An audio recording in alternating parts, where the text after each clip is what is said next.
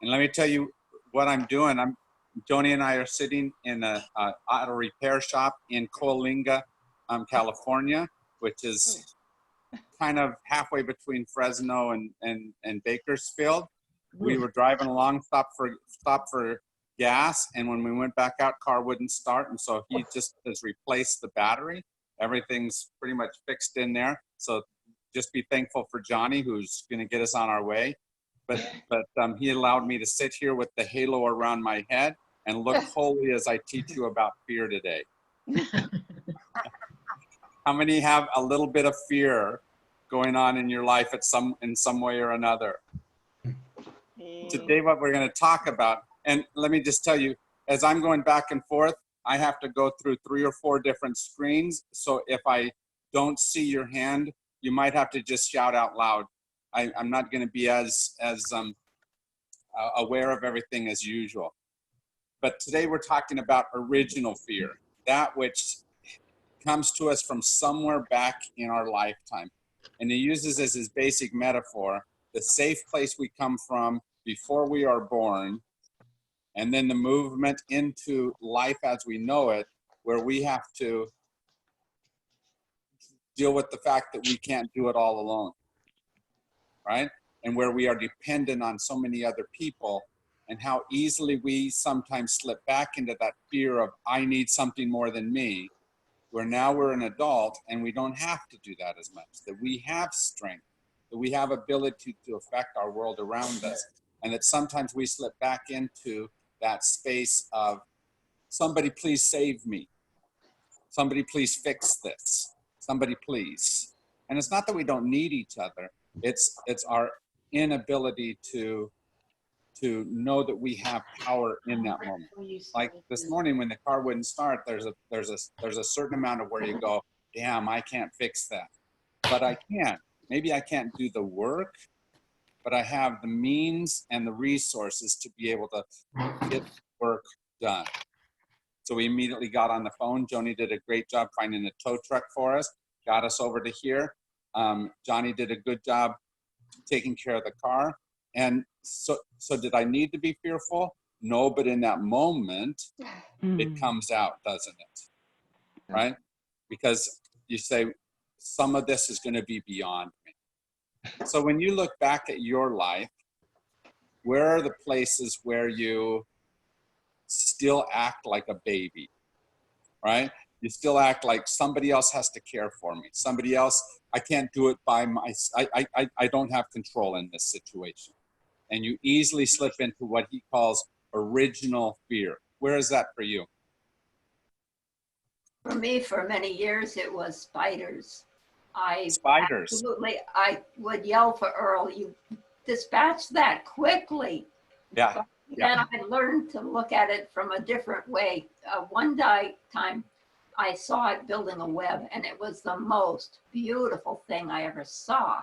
Yeah. And I thought, okay, you're a web artist, I'm a canvas artist. Yeah. From then on, I could dispatch it myself, just carry it outside, put it outside. So that's one thing, one fear that he doesn't have to help me with now. I love that idea, Sandy, of thinking that in the midst of what you used to be fearful of, you also see the beauty of. What a good way to be able to transform that other side of your fear. Thank you. How about the rest of you? Well, I'll say I could relate to what you just said. Initially, you had that fear when you had the flat tire. Throughout my life, I've always felt like in certain situations, the first thing I say to myself is, oh my God, I can't handle this.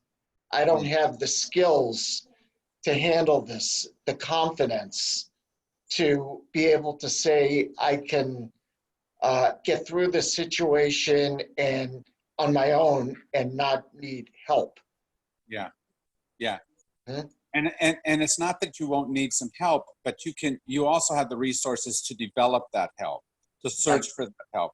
And when we get paralyzed is when we just sit there going, I can't do anything. And we always can. Right. Yeah, and that's a good point. I feel paralyzed at times. Yeah. And it's that Yeah. paralyzed that, Yes. that says that somebody else has to take care of me. Right. I can't do it, is what stops us, because we always can do something, even if the whole of the solution is beyond just me, Yes, exactly. right? Hmm. How about the rest of you? What's your fear? I have fear of deep water.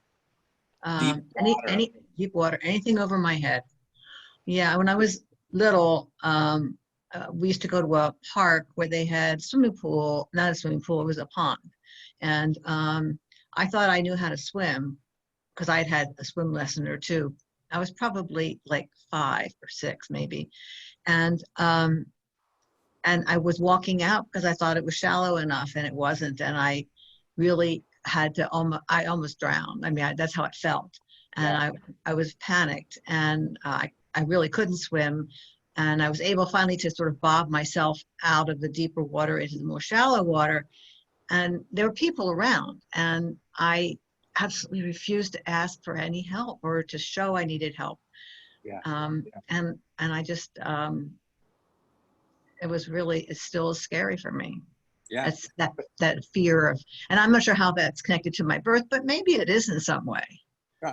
Well, but it is that fear of getting in over our heads in our Yeah. birth, right? Here we Yeah. were in that safe, protected world.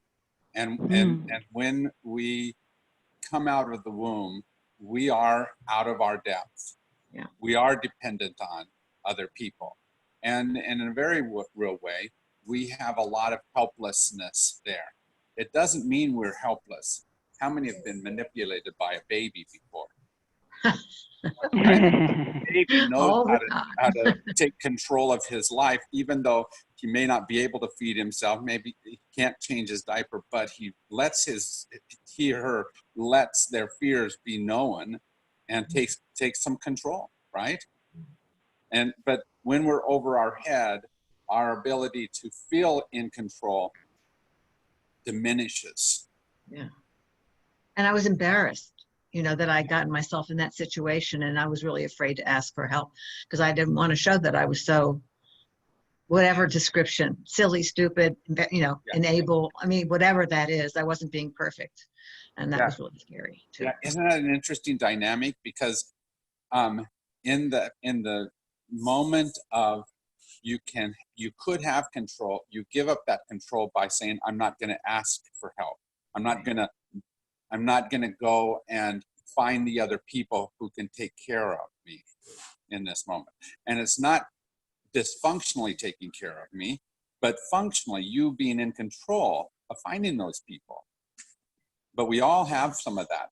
I got to be independent. That's the 2-year-old dysfunction, right? I do it myself? We're better than that, aren't we? I hope so. Yeah. Not always. I should say Not that we always. also back into the 2-year-old sometimes. How about the rest of you? Where do you get back to that original fear? Some of those spaces where you don't function well. Kathy. Catherine. Yeah, thank you. Well, mine is also a swimming one, and I was in my teens. I was going to summer. It was actually, I think it was church camp, and I had, I was an average swimmer, but I thought I was okay with it. And there was a float that you swam to from shore. And I think we had to do it in order to be able to, be in the lake. It was at a lake. And I can't remember if I made it there or not, but somewhere along the line, I don't know if I got winded or I just wasn't, rhythmic enough. I panicked and I couldn't get back, or I couldn't finish the deed. And I just remember how creepy that felt. And I was also, it was scary and it was just disappointing because it was just a lot of things, and it sort of stayed with me because I felt pretty free until that moment when wham, I was like frozen. And Yeah. gosh, that's an awful feeling. It Yeah. really is. And kind of took some of the joy out of being in the water Right. and so forth at that time. So I probably was about, I'm thinking, feels like about 13, 14. Yeah. In that space where you're trying to find independence and power and your voice rather than dependence on someone else, and suddenly. Well, I was a pretty cocky person, I think. Yeah. Yeah. Right. And like we are, and and I didn't let too much get the best of me, but that was kind of a comeuppance. Yeah. Definitely. Well, and one of the terms that he uses in this book is the wounded child, the helpless child within. And it's not because you are still wounded or because you are still helpless. It's because you haven't really gone back and done all the work that needs to be done to help you get past that wound and know Right. more beyond that. Well, I think often we bury it. We just do. We disregard it. We don't think about it. We keep it back in a corner and in the closet somewhere. That's right. Because if we break our leg and we have to be on crutches for a time, then there's always that time when we have to say, can I go out and run again?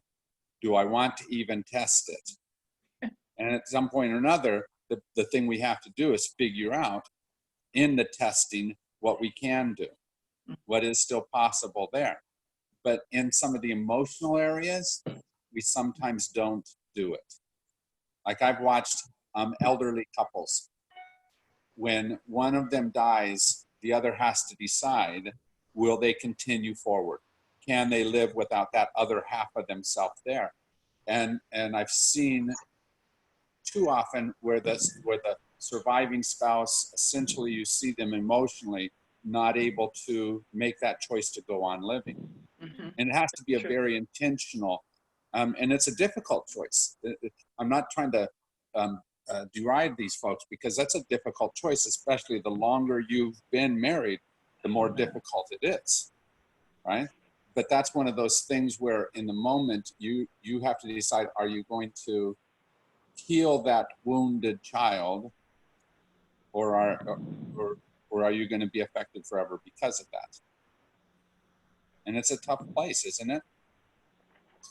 So in the wounding of the past, and in this I want you to think about some of the emotional areas. Where is it that you've been wounded and you think you still have healing to do?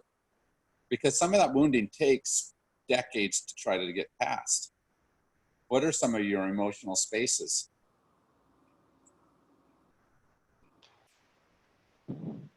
Let me give you a good example. One of my favorite moments between my wife and I happened. We were relatively early on in our marriage, maybe 5 years into our marriage. And we'd both been married before, and we're in the middle of an argument.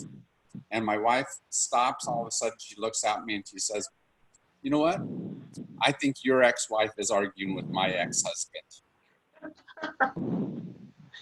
Right? Because we were both working out of the stories that we had been taught from our past relationships, from our past ways of being.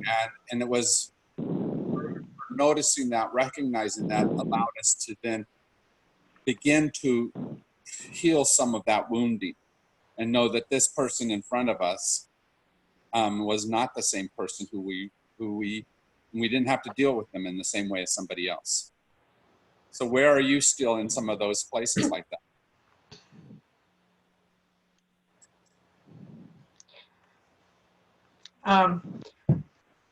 I have a issue with perfectionism. And it comes from a family where there were just very high standards, and I never felt like I was good enough. No matter how hard I tried, it just was never good enough. And it has to do with my sister. I'm the youngest of three. My middle sister had a very close connection to my dad, and I think it's because in her personality and interests, she was most like him, and they just had fun together. Yeah. And, you know, it's not that he didn't love all of us, but there was just kind of a special connection there. And I just could never quite get from him what I thought I needed, like like my perception of what she got. Yeah. And I still have issues with her sometimes. Yeah. She comes down to Tucson now. She and her husband have been retired for a long time. They come every winter for about 6 weeks. They rent a place, so we see each other a lot during that time. And this visit, I finally began to break through just a little crack in some of that. And what I've realized is that I have certain expectations or things that I want from that relationship that I'm never going to get, just like I never quite got from my dad. And because it's not who she is. Right. We can't talk about this stuff. She's not a sort of introspective, deep person. We do things together. We hike together. We have fun. We kind of keep things on the surface. I would love to go deeper, but it won't ever be that. And I finally just, at some point back in February or March, I realized, you know, I just need to let go of what I want this relationship to be and let it just be what it is and be okay with that and accept that. And that was kind of the beginning of a turning for me. We're never going to be close, like I'm close with some of my closest women friends, but we started, it was almost like beginning to get to know each other again in a different way. Yeah. And the hard part, Margie, is I'm guessing that at least part of your discontent with the relationship is you had some friend or somebody else who got along with their sister better than what you were getting along with yours. Some model, either in your head or around you, that said, why aren't I like that? Right? And that type of comparison is always a bit deadly to our emotional health, because no relationship can be like another relationship, no matter how much we think it would be nice. And part of the difficulty is, no matter how much you want it to be that way, your sister also has some of the control in that relationship. Yeah. Right? And trying to find out what is the space of truth between the two of you is something both of you have to figure out. Yeah. But we all have that. My sister, just older than me, her name is Becca. And we moved when I was a sophomore and she was a junior down to a new town. And we had to take a class together, Mr. McConnell's physical science class. And we were in the same class for a full year. And there were people in that class that never knew we were brother and sister because she didn't want to be identified with me. You can see I carry some of that still. But she didn't like me enough. But it was all right because we were very different, and we had to figure out how to allow that very different to be okay. How about the rest of you? What are some of those things that you carry? Well, I have perfectionism, and it's from a different area of my childhood. My mother was bipolar and very force of nature. Mm-hmm. And you never knew from 1 second to the next what was coming at you. Mm-hmm. So I always lived right on the edge, and I was pretty intelligent.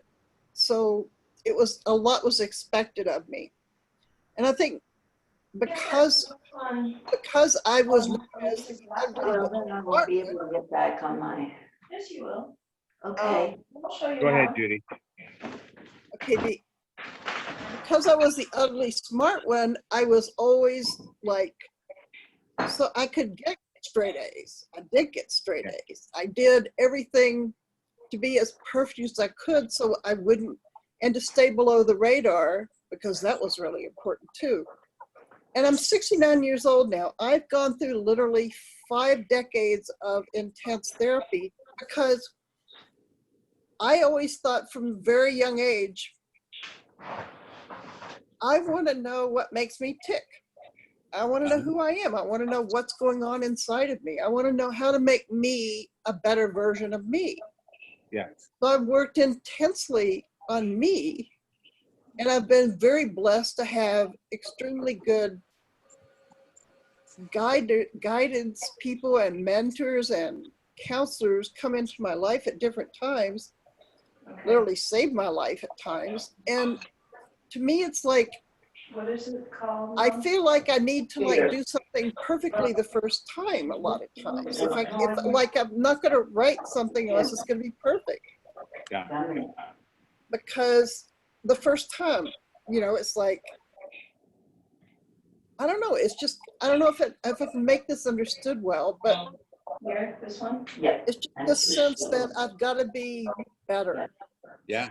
But see, that's also a message that somewhere in your past, Why don't we you turn gave it off? yourself or someone gave that to you.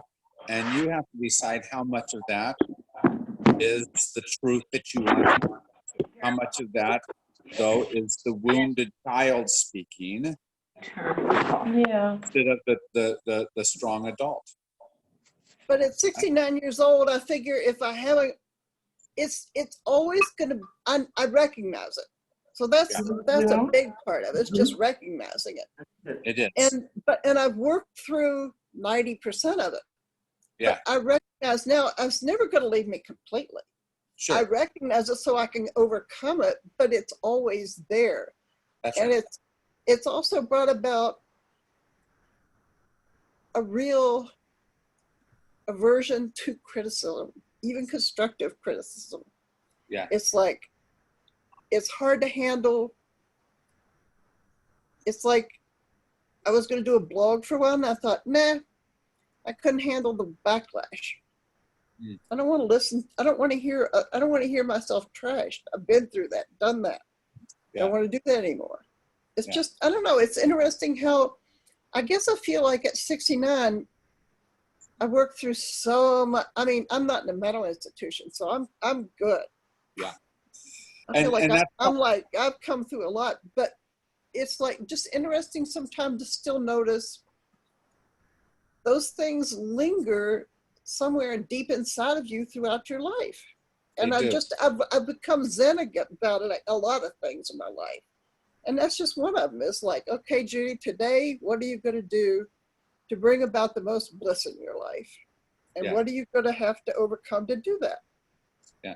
But Judy, what you're talking about is where he talks about thinking about ourselves imaginatively. And he talks about it in conjunction with meditation, but there's lots of ways that we can do that. We can't, we have to always see ourselves as more than whatever we present right in the moment. Whatever it is that we feel right in the moment, those fears that come up might have some basis in truth, but they don't tell the whole truth. And you have to see beyond just that, that surface first truth. And all of us do. I don't mean that just in a statement about you. All of us have those fears that tell us one thing. And in that meditation moment, in that worship moment, in that time away and in a space of distance, we can sometimes think of ourselves differently than what that moment tells us. And I think that's what he sees as meditation. Which I do also meditate every day. So Yeah. Because all of us have to see something more than what's right in front of us, and especially what some other people will tell us about ourselves, right? Because sometimes they don't know us at all, but they see something relatively surface about us, and they say, oh, this is who you are. And we have to know, we have to keep reminding ourselves that we're more than just that. I have a, Because we forget. Life teaches us different than that. And especially if any of those things go back to that helpless child, if whatever they're saying is echoing our helpless child voice, then we easily go that direction. And that's not healthy for us. We need to continue to be the adult voice to that helpless child that says, we've got this. We're going to do this. We can take care of ourselves, not be thrown back to whatever tells us a different story, a more helpless story, a wounded story. Because that wound that you are is not what you are.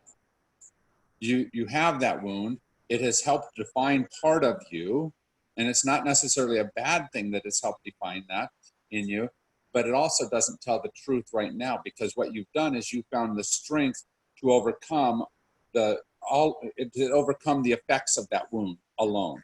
Sometimes it'll still be affecting you, but you've also overcome a lot of that. And you have to tell yourself, look what I did in spite of what life did to me. All right? How many of you have had at least one broken relationship? And from that broken relationship, you figured out how to be better in the next relationship. And that's what we've got to do, is say, I'm no longer the person that was from that space, that person was affecting. I am this person now. And I've grown from that. How about the rest of you?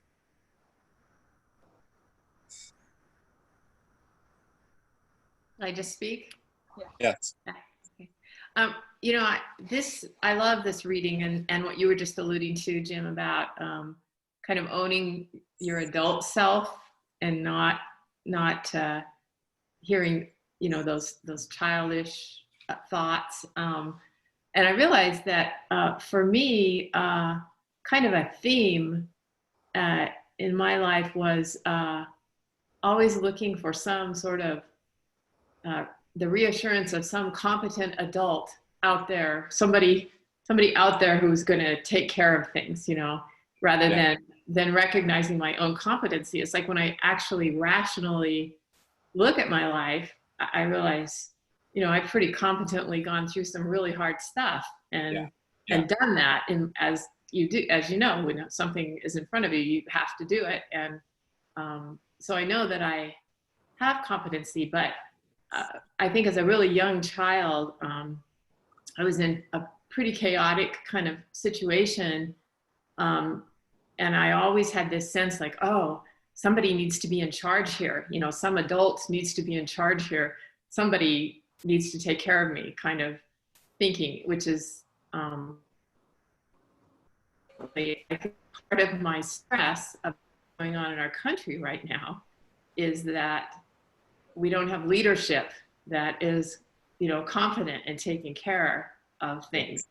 And that causes me anxiety on a level that relates to this really childish thinking, in addition to just the fact of, you know, the reality of our situation. But it's a theme that arises in me often, where I'm looking to someone else to be that adult voice rather than, like he suggests, which is, you know, really listening to yourself, recognizing that child voice that's talking, and then being the adult to yourself. You know, I'd like to be more skilled at that, because I think again, even in your 60s, you know, you're still dealing with this, these kind of issues that are very really young cool. 60s. Yeah. So, you know, I think that an ongoing issue for all of us is we have to learn how to boldly speak the truth about ourselves to ourselves.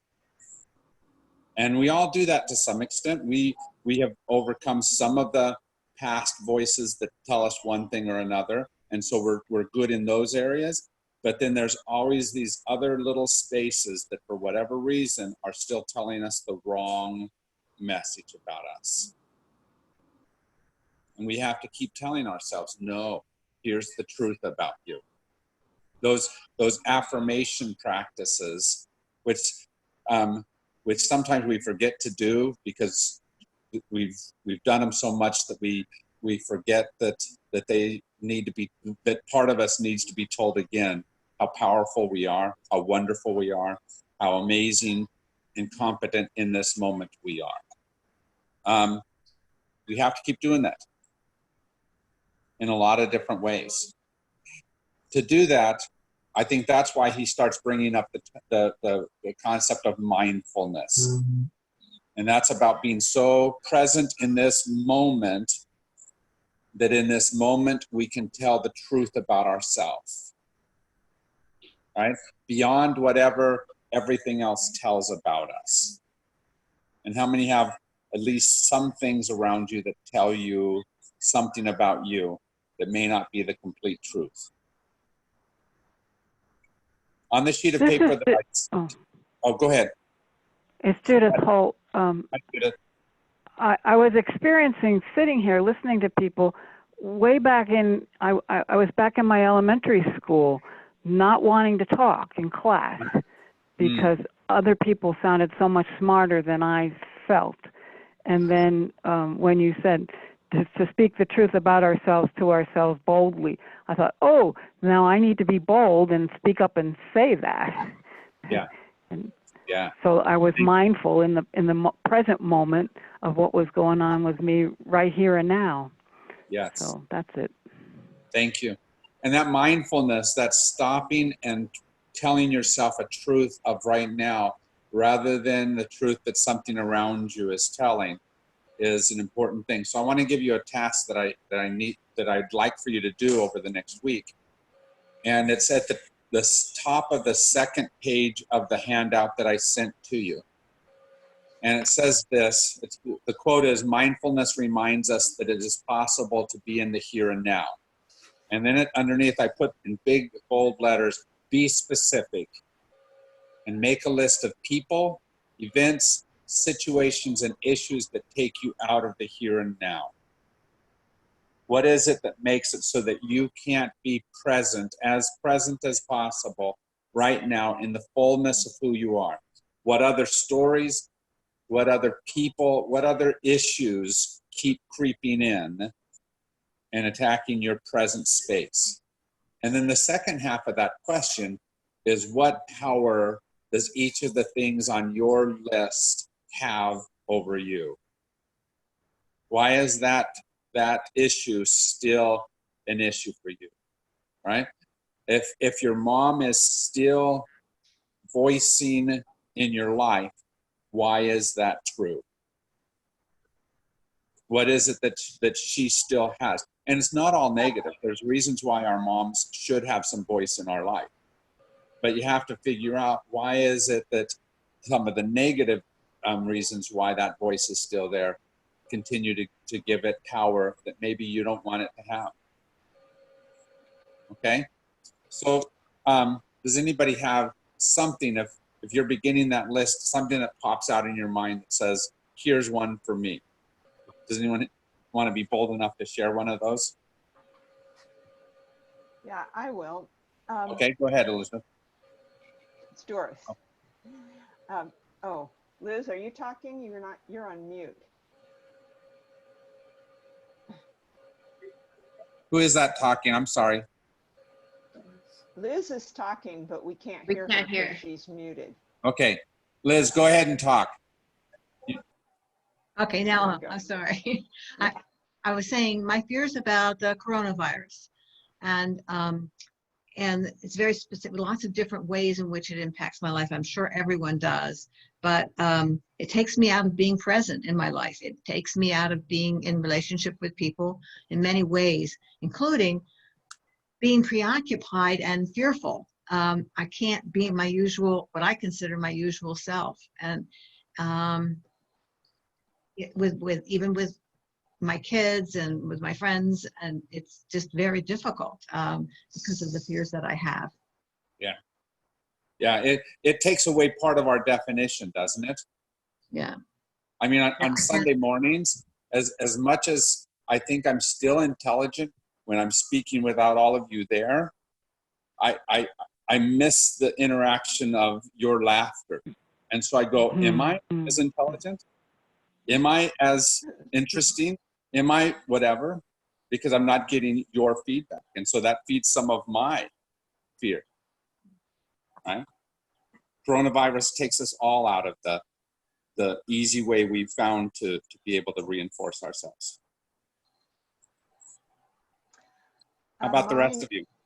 Mine is injuries. I've had a couple of injuries to my foot and a couple of injuries to my hand over the last 6 months. And, you know, one gets better and then I get another one and then I get another one and then the first one gets better. And that sort of recurring thing is just taking me into a future of disability where I don't want to go. Yeah. It just makes me afraid of getting older, and I am getting older, and sometimes there's nothing you can do about some of these things. And That's right. but it does take me out of the, okay, today I'm all right. Why am I worried? Yeah. So. And the hard part about that, Doris, is some of those injuries may affect your future life, right? Yeah. When I was a senior in high school, I twisted my ankle right at the beginning of the cross-country season, which meant that I ran 800 miles on it, not quite healed. Oof. And because of that, my ankle was weak for most of my 20s. But it also didn't get to define the whole of who I was in my 20s. There's a lot of stuff that I could still do even with an injured ankle.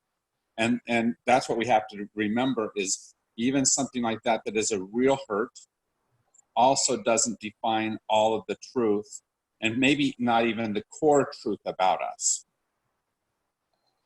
But we have to remind ourselves of that, don't we? We do, a lot. Yeah. Anybody else?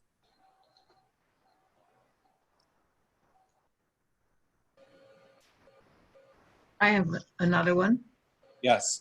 I was up last night making my list since I missed class last week. Okay. I have fears around the stability of our country. And of course, how the elections are going to turn out and what does it all mean, and just in terms of how the country's going to be for me and my grandchildren and for everyone. It's a lot of fears around that, and it takes me out of being able to, as a practical matter, what can I do to make a difference and to be with people, because I can't fly anywhere, to be with my grandkids and just lots of different things. There's so many ways in which the stability of life has changed in the last 4 months. There's, violence and illness and poverty and unemployment and, bad economy. I mean, it's hard. It's a hard time. And how much of that for you, Elizabeth, is because you see some of the choices that people are making and you go back to whatever it is that you remember of when that same type of choice hurt you or people around you or our country as a whole, and you don't want to make that same mistake again? Yeah, well, I have memories of all the history, the 1968 and the bad times for the country financially, and race riots and the killing of Martin Luther King Jr. and just all those times, and we all have those memories and how that impacted the world that we saw, and we thought this was going to make a different kind of difference, and it didn't. Absolutely. And it did make a difference. It made a difference for a long time. It didn't mean we solved the issue, because obviously race is coming back in. Yeah. Remind yourself in that moment, we solved it once, or at least we made a lot of headway in solving it, and we can come through this moment as well. But we have to not let just the fears of that moment stand in the way of this moment either. It's hard because I don't want to fight the same thing that we had to fight back in the 60s, mostly because somebody else fought that more than me. And I don't want to be the one who has to fight this fight right now, because it's hard work, isn't it? I want to think that we already fixed it. And yet hatred, bigotry, racism is still out there.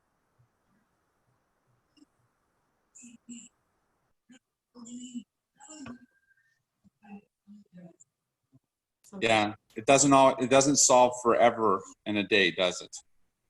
How many have another thing?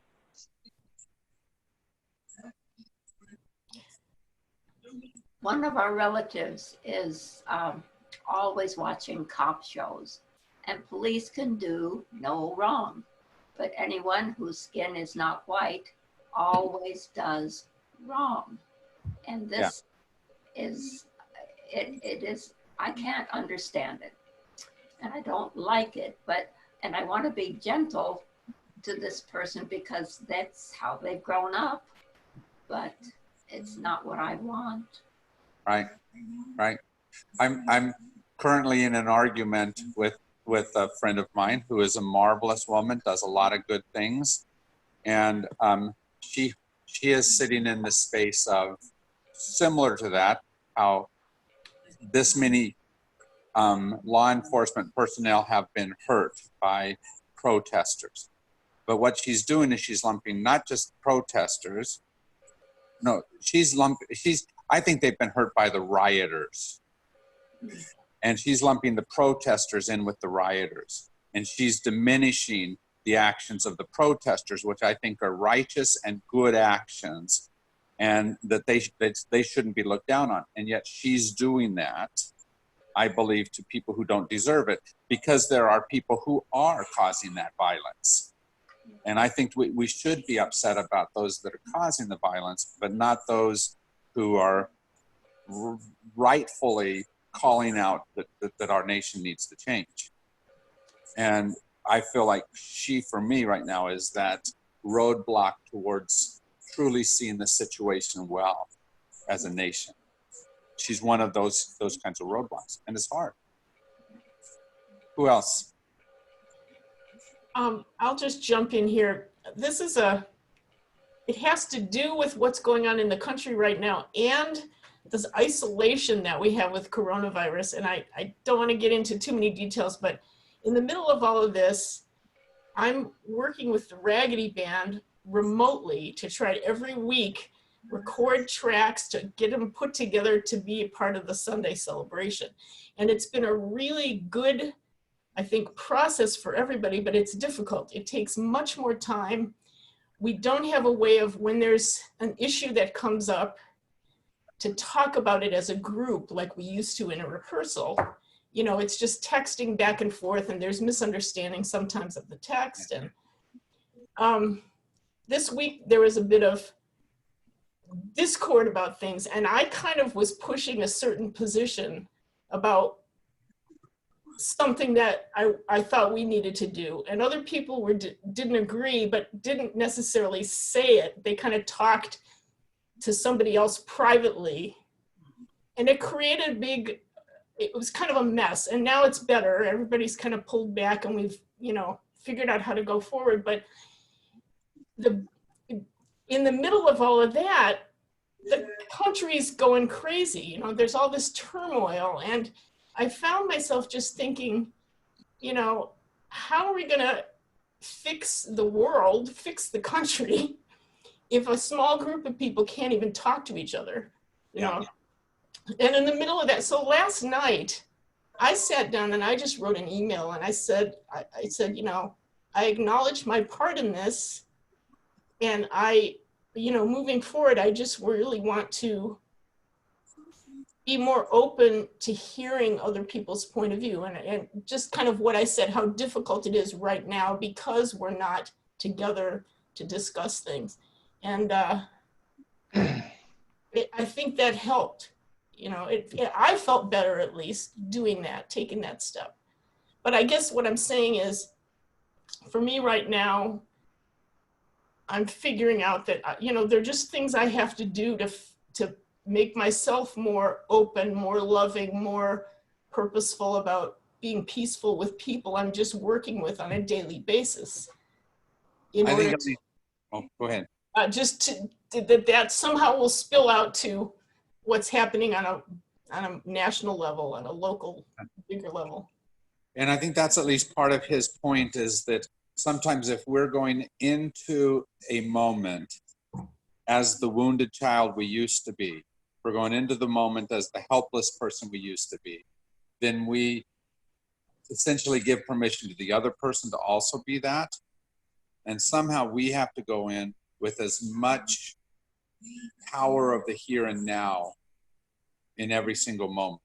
So I love the image that he gave us of Plum Village, and every time a bell rings, to go back and remember. And the words that he said they use is, I listen to the bell. This wonderful sound brings me back to my true home. So first of all, I want to ask you, what is your true home? What is the deepest truth that allows you to, in that moment, find a space that's bigger than whatever is in the way right now?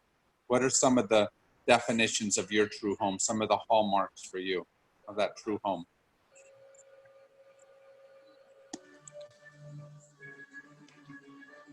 This is Melanie. I've been driving and then I had to unload my groceries. There's only 2 Sprouts in the state of Maryland and it's nearly an hour away. And I get there and I'm so grateful to have familiar things to buy that I lost track of time. Well, my home is myself, and I didn't get to talk in the beginning. Maybe we've gone past that point. Maybe you're going to talk about it again. But one of the things I got from the years living in Tucson, which this last time was 3 continuous years. Before that, I was back and forth wintering and so forth, is the Adult Children of Alcoholics group. And I had done it 30 years ago, but we didn't have what they call the red book and the yellow book that they do the steps. So my father actually was the child of a pretty brutal alcoholic, and he probably was mentally ill, but very bright. So my father didn't drink, but he had a lot of the behaviors. And for me, growing up, I didn't see I didn't see drinks, a bottle, or whatever change my father's behavior. I think, I'll speak for me, I have 2 brothers, but internalized that his behavior changes had to be related to what we were doing wrong. And he was authoritarian. He would have been a Trump supporter were he alive, I think. But so out of that group, there was a yellow book that we used, and it was Healing the Inner Child, and it was exactly the exercises that Thich Nhat Hanh talks about. And I sat down, I wrote, I talked to the little child, I developed all these different ages of my child. Mm-hmm. And it really, really worked. And I was so happily surprised to come across that again 2 years later in Thich Nhat Hanh, the concept of that. I mean, I'd read about the inner child before. There's a well-known book, Healing the Inner Child by Charles Whitfield, and he actually was a psychiatrist and had a practice in Baltimore. And 30 years ago, I went to a social worker that was in that group. But I never went so far as writing it down and doing the exercises that way. So I really appreciated coming across that exercise again, because I was able to reflect how much I grew in that. And sometimes I think the only reason that I went to Tucson or Arizona, and the first time I went to Arizona was 40 years ago, and I said, well, I'm coming back here when I retire. And it took me many years to get back.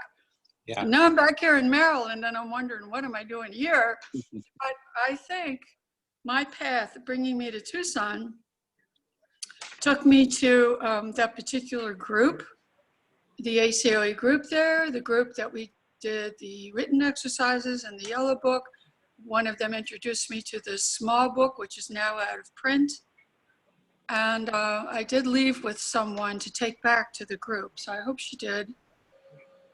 So anyway, I just hadn't had a chance to join any discussion, but now I'm safely home and wanted to say that. And I'm so glad, Jim, you're traveling safely so far. We're getting there. Thank you, Melanie.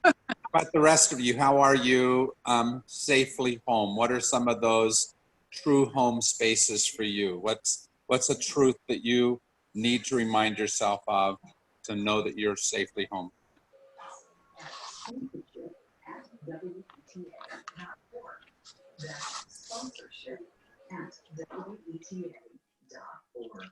Thank you.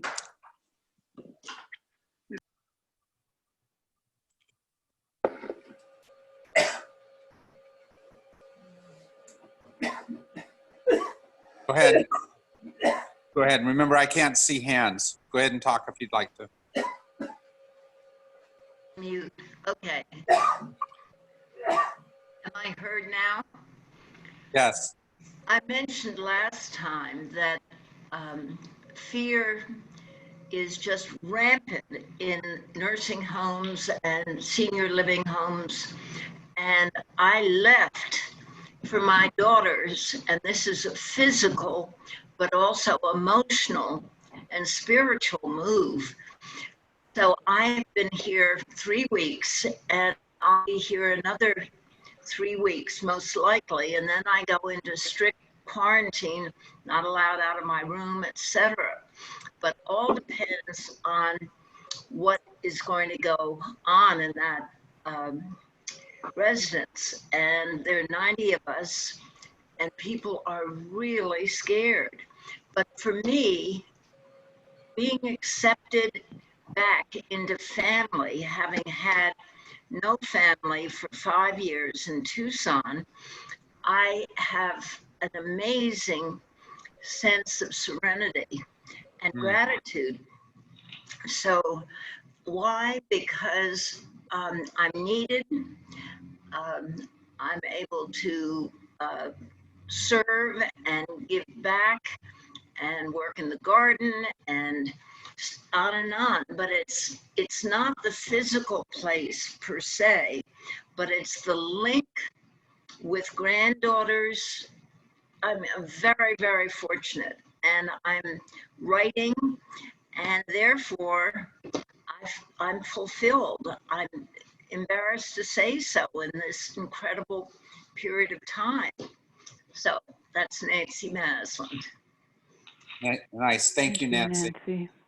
How about the rest of you? What's part of your true home? I want to respond to what Nancy just said. And Nancy, thank you very much for what you said. I have, my family was all here once when my girls were both in graduate school. And it was the most wonderful time for me in my life to have my family here in Tucson again after they all had gone away to college and all that. And then they left because of their professional things that they do. And so one's in Virginia with my granddaughter who's 7, and the other one is in Boise, Idaho with her husband and my little grandson who's 1.5 years. And I am so connected to both daughters and grandkids. And before all of this stuff happened with the virus, I spent a lot of time traveling and being with them at various places. And that some of the times they came here. And so it has really, right now, has really impacted my connections. Now we do a lot of FaceTime every week, multiple times. And my granddaughter's not in school.